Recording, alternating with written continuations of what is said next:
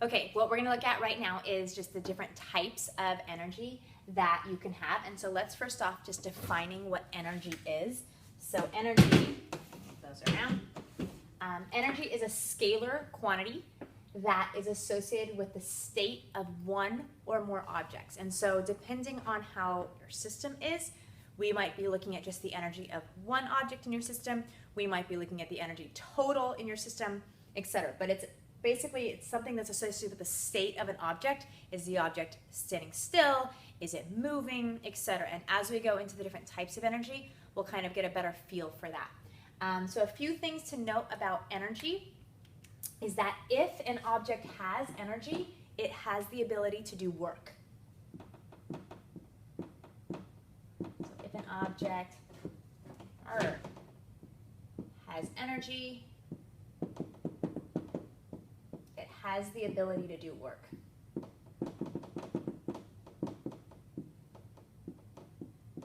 And the second thing that's important about energy is that energy is a scalar, which means it does not have a direction.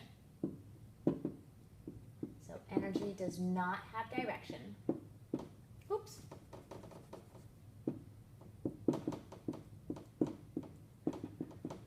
Which in some ways makes it easier. We don't have to break energy into components, think about like horizontal or vertical. Okay? So let's look at the individual types of energy. And so the first kind of energy is kinetic energy. And so kinetic energy is energy that's associated with the movement of an object.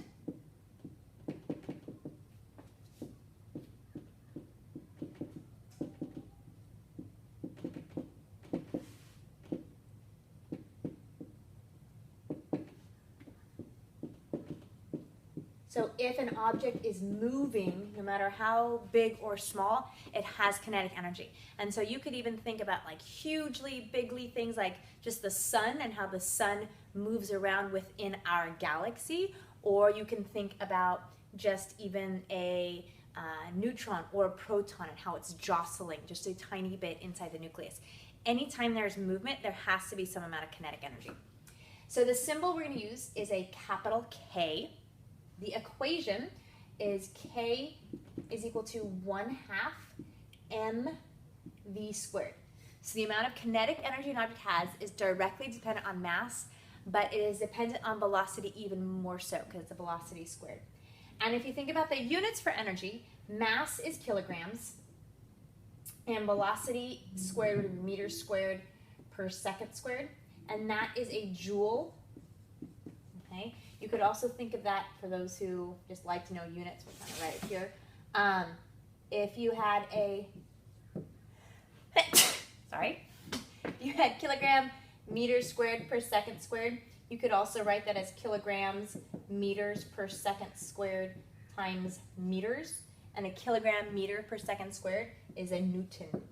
So there's our Newton meters. Okay. But again, for the most part, I want you to get into the habit of thinking that energy and that work is measured in joules. Okay? So that is kinetic energy. That's energy associated with the movement of an object. Then you have the other kind of energy, and that is potential energy. And potential energy is the energy associated with the position of an object.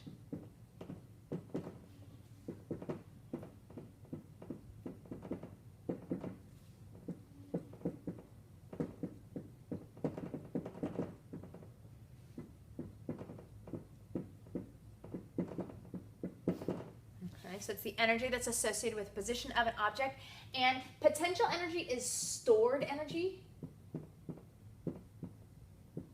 And it's stored energy that results from a force.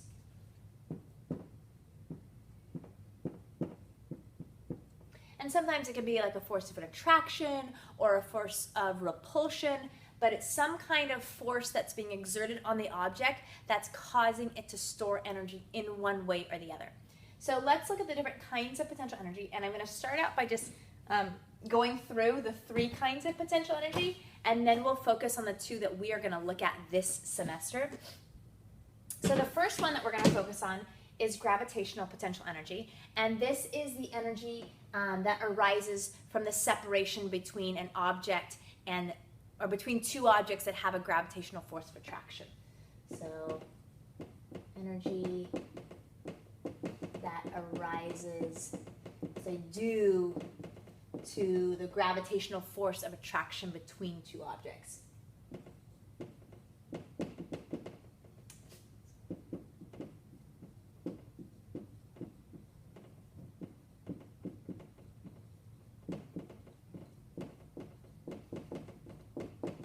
So in this case, for gravitational potential energy, the force that's causing that stored energy is the gravitational force.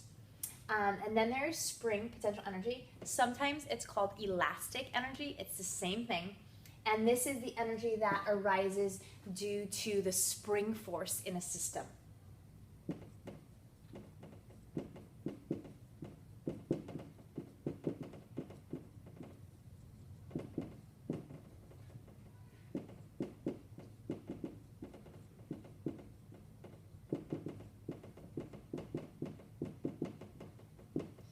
So again, there's a spring force and it's being exerted, and as long as that force is there and there's a certain amount of stored energy, there's a certain amount of potential for that object to move once that force has been changed.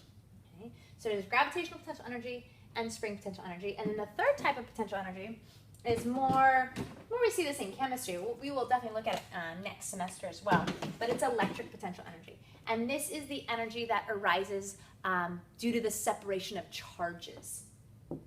So this is the potential energy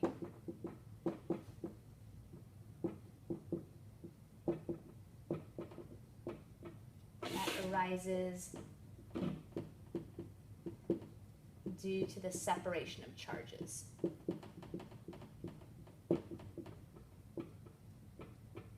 And you may have in chemistry kind of looked at this through the perspective of chemical potential energy. That is definitely another name for this. It's the same thing. It's just that the idea that if you have something that is positively charged and something that is negatively charged, there's going to be this force of attraction between them. So there's this potential energy stored there. They want to move together, but they're maybe constrained. Or the opposite may happen. If you have two positively charged objects, there is this potential energy that wants to rip them apart. Okay?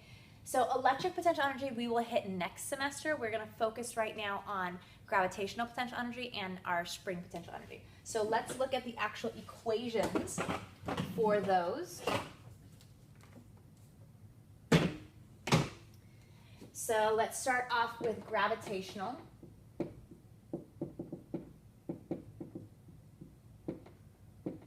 Call it PE. So the symbol for it, and this is going to be a little different. It's weird, and I don't know where it came from, but it just is. The symbol is a U and a lowercase g. Okay, so that's our potential energy for gravitational.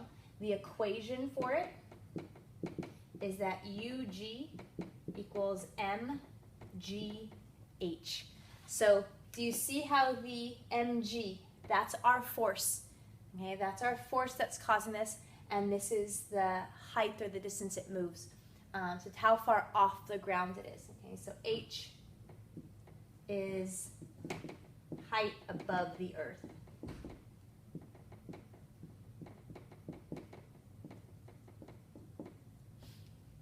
And this actually comes up just from the equation for work. Remember, work is a change in energy. Work causes a change in energy. And the equation for work is FD cosine theta. And if you have, like my marker here, the force that's going to cause it to change energy is this gravitational force, this weight. So that's the force. The distance it moves down is the height that it falls. And the angle between the force and the distance is 0. So if we actually looked at it in terms of the work equation, I don't want to erase whatever that is. Work equals FD cosine theta, and this would be, the force would be mg, and the distance is the height, and then cosine of 0, and that becomes 1, and so that's actually where that equation comes from. And the units are still going to be joules.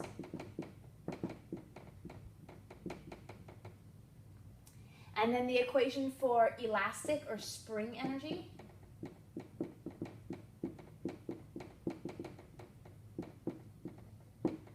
The symbol, I ran out of room. The symbol is US for spring energy. And then the equation is that US is equal to 1/2 kx squared. And again, this one's a little different. It's not as easy to derive as this one was, because for the gravitational force is mg here, it's mg here, it's mg here, it's mg here. Like the gravitational force is constant. But the spring force is dependent on x. So every time your x changes, your force changes. So this actually ends up being the average force that's exerted over that distance. And that's where that comes from. But again, the units, I don't have any more room, but right here, the units would be joules.